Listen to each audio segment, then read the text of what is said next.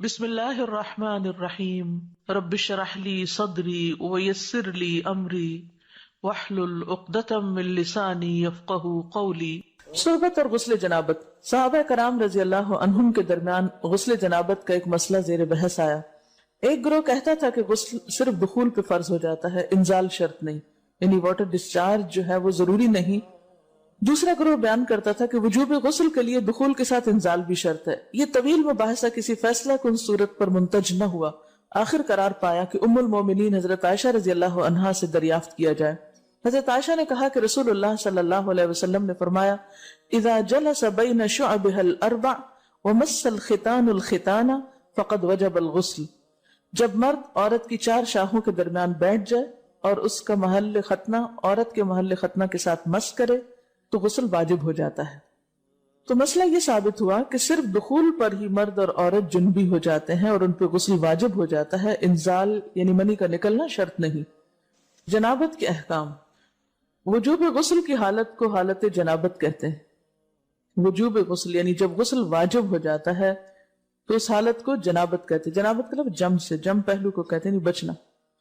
مندرجہ ذیل چار حالتوں میں مسلمان مرد اور عورت پر غسل کرنا فرض ہو جاتا ہے۔ نمبر ایک، جوش کے ساتھ منی خارج ہونے کے بعد، اس میں احتلام بھی داخل ہے، یعنی کوئی ایسا خواب آئے یا ویسے۔ نمبر دو، صحبت کے بعد یعنی سیکشول انٹرکورس کے بعد۔ نمبر تین، حیض کے بعد۔ نمبر چار، نفاس کے بعد یعنی بچے کی پیدائش کے بعد۔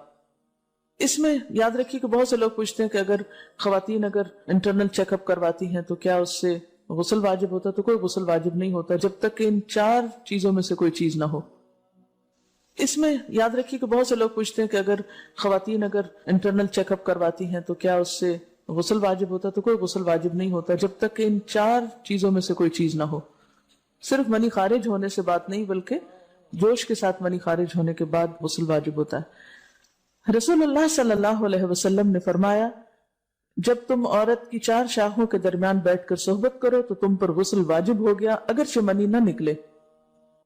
آپ نے غور کیا ہوگا کہ طہارت کے مسائل بہت تفصیل کے ساتھ اور اپنے اندر بہت ڈیٹیلز رکھتے ہیں، اور بہت سے موضوعات ایسے ہیں کہ جو انسان کی ظاہری زندگی نہیں بلکہ اس کی نجی اور ذاتی زندگی سے متعلق بھی ہیں، لیکن اس طرح پبلکلی ان کو پڑھانا اور ان کو سکھانا یہ بھی ایک ضرورت ہے، کیونکہ آپ صلی اللہ علیہ وسلم نے انصار کی خواتین کی تعریف کی کہ انصار کی خواتین کتنی اچھی ہیں جنہیں حیا دین کا علم حاصل کرنے سے نہیں روکتا۔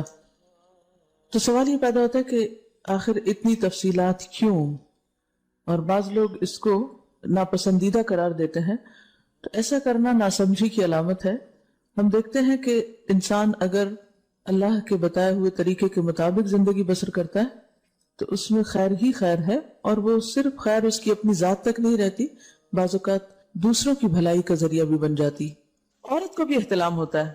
ام المومنین حضرت سلمہ رضی اللہ عنہا روایت کرتی ہیں کہ حضرت ام سلیم نے رسول اللہ صلی اللہ علیہ وسلم سے کہا، اے اللہ کے رسول، یقیناً اللہ حق سے نہیں شرماتا، یعنی حق بات اور ایک ضروری بات جو ہے اس کو واضح کرنا ضروری ہوتا ہے، اور اس معاملے میں شرم سے کام نہیں لینا چاہیے، کہیں ایسا نہ ہو کہ انسان انجانے میں غلط کام کرتا رہے۔ تو یہ کہہ کر انہوں نے مسئلہ پوچھا، کیا عورت پر غسل ہے جبکہ اس کو احتلام ہو؟ آپ نے فرمایا ہاں، لیکن جب پانی کا نشان دیکھے یعنی منی دیکھے۔ اس پر حضرت ام سلمہ نے شرم سے منہ چھپا لیا اور عرض کیا، اے اللہ کے رسول، کیا عورت کو بھی احتلام ہوتا ہے؟ آپ نے فرمایا ہاں ہوتا ہے، تیرا داہنا ہاتھ خاک آلود ہو، یعنی ایک پیار کی ڈانٹ تھی۔ اور اس میں ہو سکتا ہے کہ مزاج کا فرق ہو، بعض خواتین کے ساتھ ایسا نہ ہو اور بعض کے ساتھ ایسا ہو، لیکن اس میں جو اصل چیز ہے وہ ایکسیسو واٹر ڈسچارج ہے۔ اس میں کہیں ایسا نہ ہو کہ لیکوریا وغیرہ کے ساتھ اس کو ریلیٹ کر دیا جائے، دونوں چیزوں میں فرق ہے۔ اور احتلام جو ہے وہ سوتے وقت ہوتا ہے، یعنی سو کر اٹھنے پر اگر انسان اپنے کپڑوں پر زیادہ ڈسچارج دیکھے، خواہ کوئی خواب یا کوئی فیلنگ یاد نہ بھی ہو، تو پھر غسل کرنا ضروری۔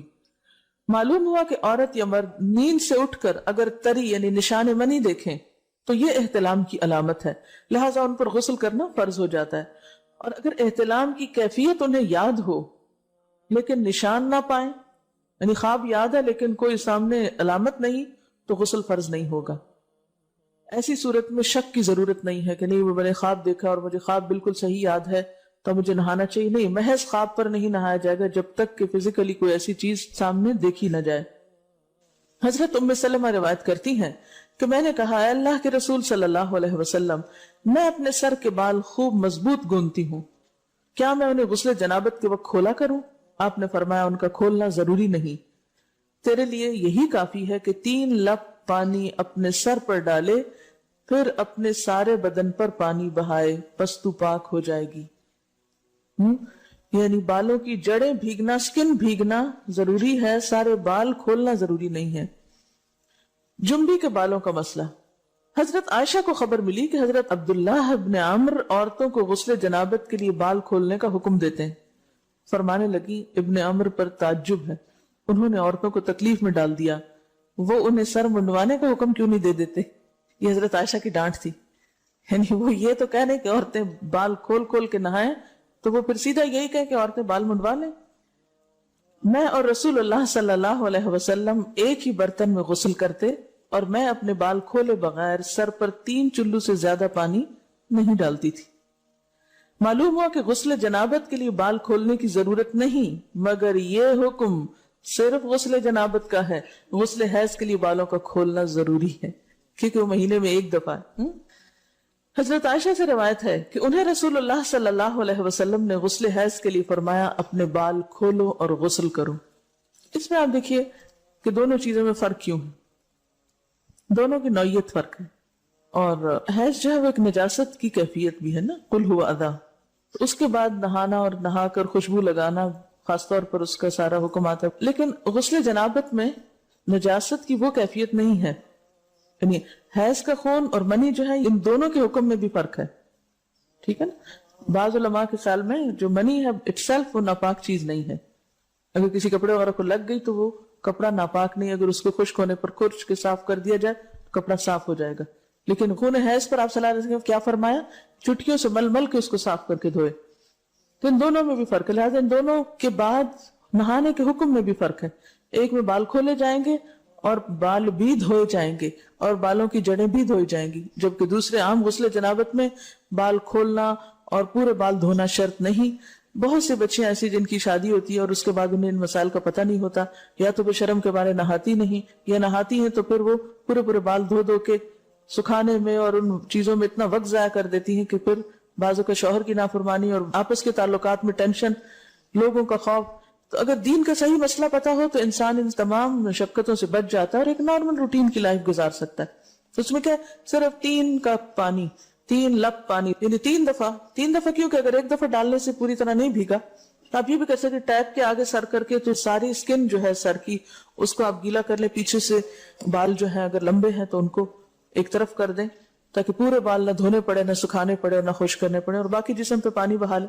دوسری صورت یہ ہے کہ مگ میں پانی لے کے تو اس کو آپ تھوڑا تھوڑا کر کے پورے کو ایک دفعہ کریں، پھر اس کے بعد دوبارہ کریں اور تیسری دفعہ رول کر کے بالوں کو پیچھے سے شاور کیپ ڈال لیں اور باقی جسم پھر دھو لیں. شاور کیپ سے کیا ہوتا ہے عام طور پر کہ پیچھے کے جو سارے لمبے بال ہیں پھر وہ نیچے گر کے گیلے نہیں ہوتے، وہ آپ کے سر پہ ٹک جاتے ہیں. تو سر کی سکن دھوئیں اور بالوں کو جوڑے کی شکل میں باندھ کے اوپر شاور کیپ پہن کے پھر باقی جسم کو اچھی طرح دھو لیں. تو اس میں آپ دیکھیں کہ جب بالکل سر کے سکن کا حصہ ہی تر ہوگا، اور یہ 3 دفعہ کرنا ہوگا، ایک دفعہ سے نہیں کام چلے گا، 3 دفعہ کرنا تاکہ کوئی بھی بال برابر جگہ سکن کی خشک نہ رہ جائے. تو اس سے کیا ہوگا کہ جتنا کم بال گیلے ہوں گے اتنے کم دیر میں ان کو خشک بھی کیا جا سکتا ہے اور کسی بھی مشقت کے بغیر انسان نماز پڑھ سکتا ہے.